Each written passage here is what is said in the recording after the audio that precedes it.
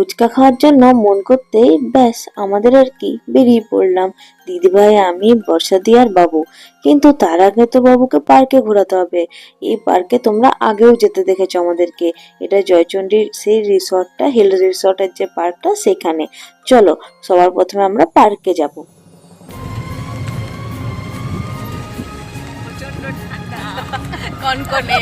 ফুচকা খাওয়ার উদ্দেশ্যে বাড়ি থেকে বেরোনো হলো। পার্ক তো একবার যেতেই হতো, কারণ তার তো ইচ্ছা ছিল কবে থেকে পার্কে গিয়ে দোলনায় চড়বে।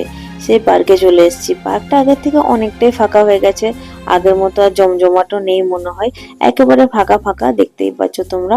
পার্কে গিয়ে দোলনায় চড়ানোর দায়িত্বে ছিল বাবুকে বর্ষাদি। বর্ষাদি এদিকে বাবুকে দোলনায় চড়াচ্ছে, আর এদিকে আমরা করলাম কিছু ফটোশুট।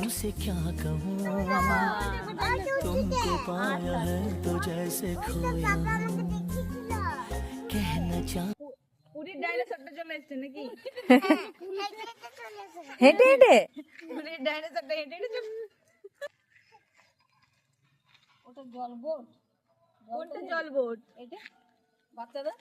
দেখি। মাম্মা মাম্মা মাম্মা কেমন লাগছে? হ্যাঁ, খুশি তো তুমি? হ্যাপি?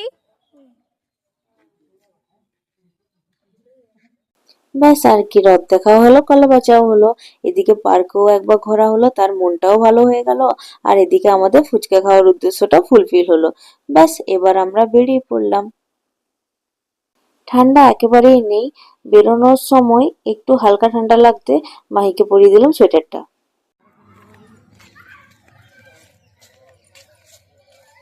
বেরোচ্ছি, বাই। ঠান্ডাতে বেরোচ্ছি, কারোই ঠান্ডা লাগেনি, শুধু আমার ছাড়া। পার্ক থেকে বেরিয়ে পরে গুটি গুটি পায়ে আমরা চলে গেলাম ফুচকার দোকানে। সেই ফুচকার দোকানে ফুচকাগুলো খেয়ে সত্যি মনটা খুশি হয়ে গেল।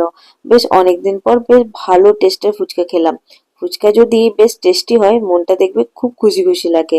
এত সুন্দর ফুচকা খেয়ে এবার আমরা চললাম বাড়ির দিকে। ও তার আগে ফুচকা খাওয়ার পর কিছু ফুচকা আবার প্যাকও করিয়ে নিয়েছি। আর এদিকে দেখো বড় খদ্দের বসেছে, তার আরো দুটো চাই। তারপর তাকে আরেকটা দিয়ে শান্ত করা হলো। আর কিছু ফুচকা এখন প্যাকিং চলছে, কারণ সব মেম্বার তো আসেনি, বাড়িতেও তো কিছু জন রয়ে গেছে, তাদের জন্য ফুচকা প্যাকিং করে নিয়ে ব্যাস এবার আমরা চললাম বাড়ির উদ্দেশ্যে।